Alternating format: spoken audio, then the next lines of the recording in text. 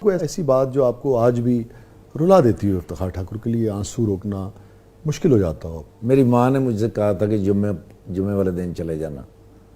میں میاں چنوں سے اسلام آباد جا رہا تھا. ذوالقرنین حیدر صاحب کا ڈرامہ تھا مری کے اندر. میری ماں نے مجھے کہا جمعے والے دن چلے جانا. میں نے کہا امی جان جمعے والے دن ڈرامہ شروع ہونا ہے اور 8 گھنٹے کا سفر ہوتا تھا سر میاں چنوں سے لاہور. 8 گھنٹے کا. جمعے والے دن کہاں چلے جانا؟ ڈرامے پہ. ڈرامے پہ، ٹھیک ہے. ڈرامہ مری میں تھا سر ذوالقرنین حیدر صاحب کا. میں بدھ کو وینسڈے والے دن نا جی وہاں سے چلا. میں پہنچا راولپنڈی سے جب میں مری پہنچا نا جی تو وہاں ڈاکٹر یونس بٹ صاحب اور ذوالقرنین حیدر صاحب سیڑھیوں میں کھڑے تھے آرٹس کونسل کے. انہوں نے مجھے کہا کہ ہمارے ساتھ آؤ. وہ مجھے ایکسچینج میں لے کے گئے، ٹیلی فون ایکسچینج میں. انہوں نے کہا کہ آپ گھر فون کرو، آپ کے گھر میں کوئی پرابلم ہے.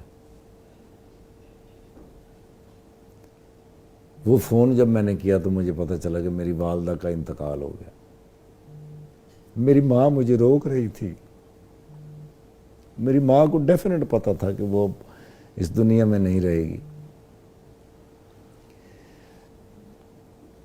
میں نے وہ جو سفر کیا نا سر مری سے لے کر راولپنڈی سے لاہور اور لاہور سے میاں چنوں، وہ اتنا تکلیف دہ سفر تھا سر میری زندگی کا. اور وہ انتظار کر کر کے میری والدہ کو لے کے قبرستان چلے گئے تھے. میں نے اپنی ماں کو ہاتھوں سے دفنایا تو ضرور، لیکن اس بات کی مجھے تکلیف رہی کہ میں نے ہمیشہ اپنی ماں کا حکم مانا، میں نے اپنے باپ کا حکم مانا. اس دن میں نے کیوں نہیں مانا؟ میری ماں نے کبھی نہیں مجھے روکا سر، کبھی کسی کام سے نہیں روکا، نہ کبھی کہا کہ بچی. لیکن وہ زندگی میں فرسٹ ٹائم میری ماں مجھے کہتی رہی کہ جمعے کو چلے جانا.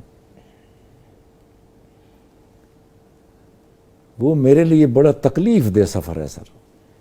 اور وہ آج بھی آپ کو تکلیف دیتی ہے بات؟ 100% وہ تکلیف دیتی ہے سر وہ بات. میں نے زندگی میں دیکھا ہے سر کہ جس شخص نے اپنے ماں باپ کی بات نہیں نہ مانی وہ کہیں نہ کہیں کسی نہ کسی مقام پہ کسی چیز سے ٹکرایا ضرور ہے.